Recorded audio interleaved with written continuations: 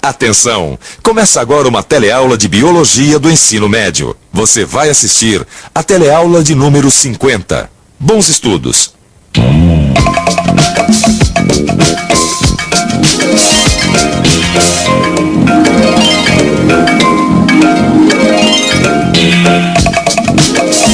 É uma coisa que eu não consigo entender, pai. O que, filho? Acabei de ler um artigo que diz que existem mais adolescentes das novas gerações com menos dentes do que os das gerações anteriores. Certo? Qual é o problema? Você já aprendeu no telecurso que na natureza há um grande número de seres que, mesmo pertencendo à mesma espécie, têm diferenças individuais. Os seres humanos, por exemplo, podem ser altos, baixos, ter a pele clara ou escura, ter mais ou menos dentes e por aí vai. Sim, mas aqui diz que em muitos adolescentes os dentes do siso não aparecem. Como é que pode? Como assim? Eu quero saber como e por que as espécies mudam através do tempo. Então assista a nossa teleaula de hoje, que vai tratar da teoria da evolução. Uma teoria que revolucionou e unificou o pensamento da biologia. Você vai conhecer a teoria de Darwin, um naturalista que viveu no século XIX. Ele constatou que havia características diferentes entre indivíduos da mesma espécie. Você vai entender por que a seleção natural é o princípio básico que fundamenta a teoria de Darwin. Ainda nesta teleaula, você vai conhecer o neodarwinismo, uma outra teoria que explica a variabilidade genética através de vários mecanismos, entre eles, mutação e recombinação genética.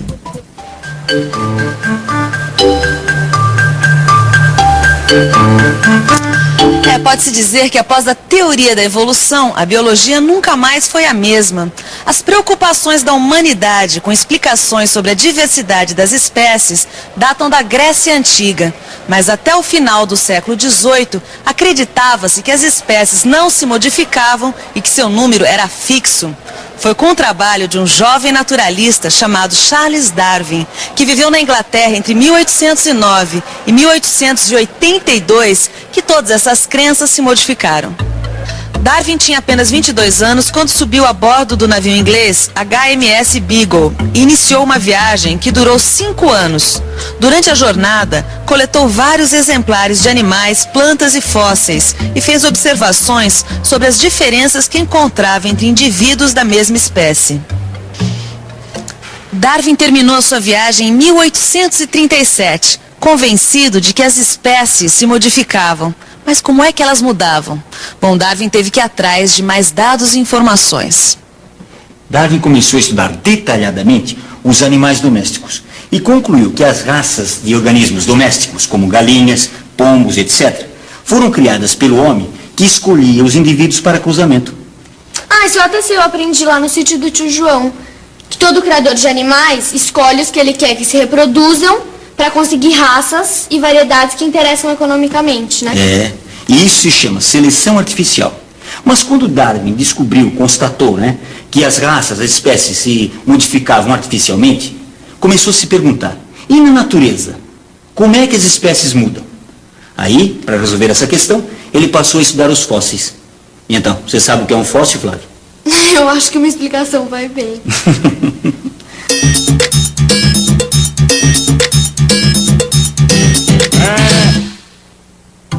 Um fóssil é qualquer vestígio petrificado de um ser vivo que já habitou o nosso planeta. Uma pegada, uma folha, um pedaço de osso. O estudo dos fósseis nos permite reconstituir a forma, o tamanho e até os hábitos dos organismos do passado. Com a comparação dos fósseis de diferentes camadas geológicas, Darwin concluiu que os seres vivos vinham se modificando ao longo do tempo e que algumas características de animais extintos continuavam existindo em animais atuais. E ainda que as camadas mais recentes mostravam fósseis de organismos mais parecidos com os seres viventes. Por exemplo, na Patagônia, extremo sul da América do Sul, encontraram fósseis de um mamífero gigantesco, muito parecido com o nosso tatu. Então, a partir dos estudos dos fósseis, pode-se tirar algumas conclusões. Olha aqui essa figura de pegadas de dinossauro. O dinossauro era bípede ou quadrúpede? Bípede, né, pai? É só ver as pegadas. Certo. E aqui, olha. Um tigre dente de sabre. Ele era herbívoro ou carnívoro? Eu imagino que ele era carnívoro, mas não sei dizer por quê. Olha só, o tamanho dos dentes caninos do bicho, Flávio. Né? É possível que ele tivesse dentes desse tamanho para se defender ou alcançar uma presa. Ah, é mesmo. Precisa observar com atenção e levantar as várias hipóteses, certo? Certo. Além de seus conhecimentos e observações, Charles Darwin estudou também trabalhos publicados por outros pesquisadores da época. Em 1838, conheceu a teoria de Malthus sobre crescimento populacional. Malthus dizia que o potencial de reprodução da população humana é infinitamente maior do que o poder da Terra de produzir os meios de subsistência, e que se uma população não encontrasse obstáculos ao crescimento, não haveria como todos sobreviverem. O que chamou a atenção de Darwin foi que Malthus imaginava que a humanidade estava submetida à mesma lei que as demais espécies. Quer dizer, as populações poderiam crescer muito rapidamente. Só que isso não acontecia na prática. Daí veio a ideia da luta pela vida. Como criadores de animais, fazendo seleção artificial, a natureza deixava sobreviver apenas os indivíduos mais aptos para a vida. Era a seleção natural. As populações não poderiam crescer demais, pois o meio agia sobre elas, selecionando apenas os indivíduos mais adaptados a ele. Seleção natural. Teoria de Darwin. Seleção natural é isso. Acabam sobrevivendo às condições do meio só os indivíduos resistentes selecionados pela natureza. Isto é, devido à variação existente entre os indivíduos da mesma espécie, é possível que alguns sobrevivam quando há mudança no meio. Os que sobrevivem deixam descendentes e os outros morrem antes disso.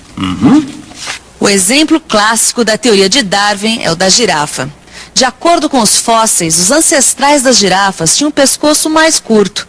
Então, como é que aconteceu a evolução da população de girafas para o pescoço mais longo, como é hoje em dia? Darwin dizia que no passado o comprimento do pescoço variava de indivíduo para indivíduo.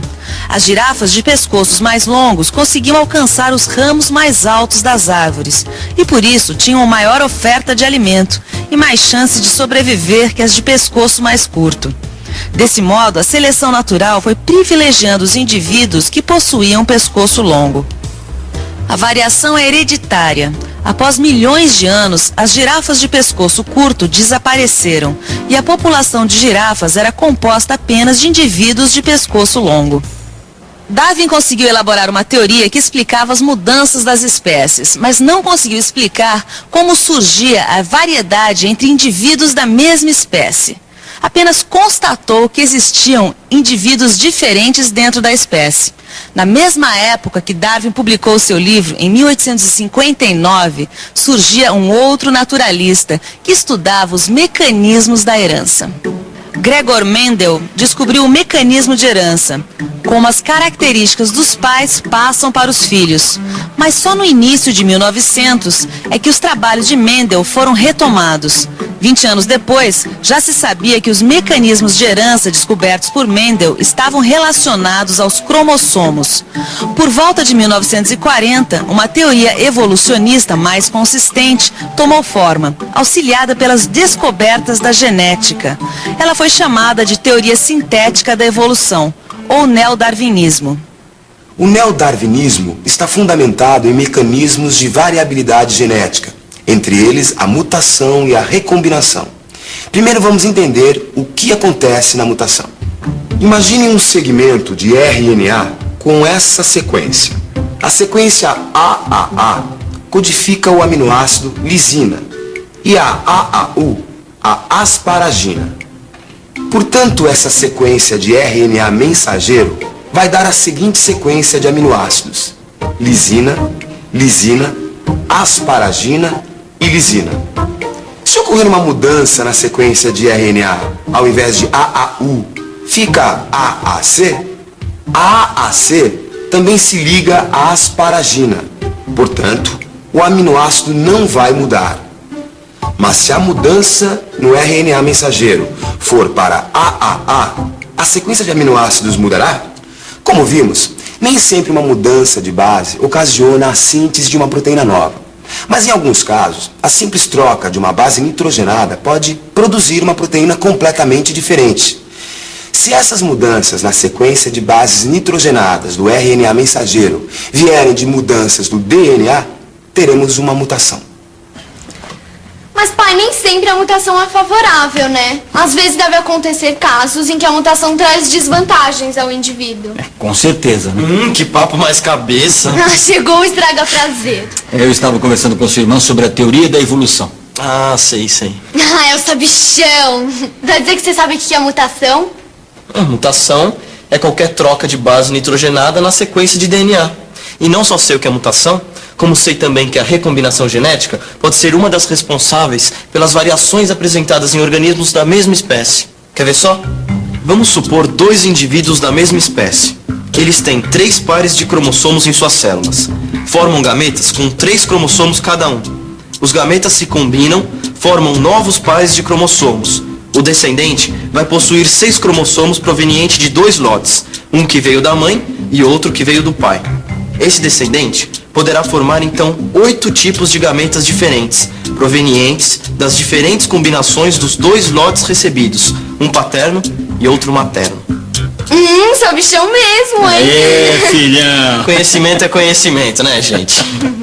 A recombinação genética explica a variabilidade existente entre os indivíduos de uma mesma espécie, certo? A recombinação genética acontece durante a meiose, só em organismos com reprodução sexuada. Existe uma fórmula para calcular o número de gametas diferentes que um indivíduo pode formar. É fácil, é 2 elevado à potência n. Este n é o número de pares de cromossomos presentes na espécie. Nós, da espécie humana, temos 23 pares de cromossomos nas nossas células. Então, no nosso caso, o cálculo fica 2 elevado a 23, que dá 8.388.608 gametas diferentes, com as combinações possíveis entre cromossomos recebidos da mãe e do pai. Nossa, mais de 8 milhões de combinações diferentes? A partir de 2 lotes de cromossomos que recebemos dos nossos pais. Pô, Renato, eu tô lá fora te esperando há um tempão. Você tá com medo, né? Olha só, Flávia. Esse aqui é o resultado da combinação entre um espermatozoide, entre as 8 milhões de combinações diferentes que o nosso pai produz, e um óvulo entre as 8 milhões de combinações diferentes produzidas pela nossa mãe. Tudo pra resultar nesse pestinha. Não esqueça que vocês saíram da mesma forma que ele. Que ótimo, a família toda reunida, assim que eu gosto. E agora, hora da revisão. E atenção, se liga aí que é hora da revisão. Na teleaula de hoje, nós conhecemos a teoria da evolução, uma teoria criada pelo naturalista inglês Charles Darwin, no século XIX, que unificou o pensamento da biologia. Darwin constatou a existência de indivíduos diferentes na mesma espécie, mas não sabia qual era o mecanismo que podia explicar tal fato, e que a sobrevivência dos indivíduos depende do meio. Os mais adaptáveis têm mais condições de sobreviver e deixar mais descendentes. Nessa teleaula também, você viu a teoria sintética da evolução, ou neodarwinismo, uma teoria mais recente que aceita a seleção natural e explica a variabilidade genética. E aprendeu o que é mutação e recombinação genética. Então, aproveitando que a família está toda aqui reunida, eu queria me despedir de você. Foi uma convivência muito feliz, instrutiva. Eu sabia que ela ia ficar emocionada. Minha mãe tá querendo se despedir. É que hoje termina o nosso curso de biologia aqui no Telecurso 2000. Tomara que você tenha aprendido tanto quanto a gente. E boa prova. Tchau. Tchau.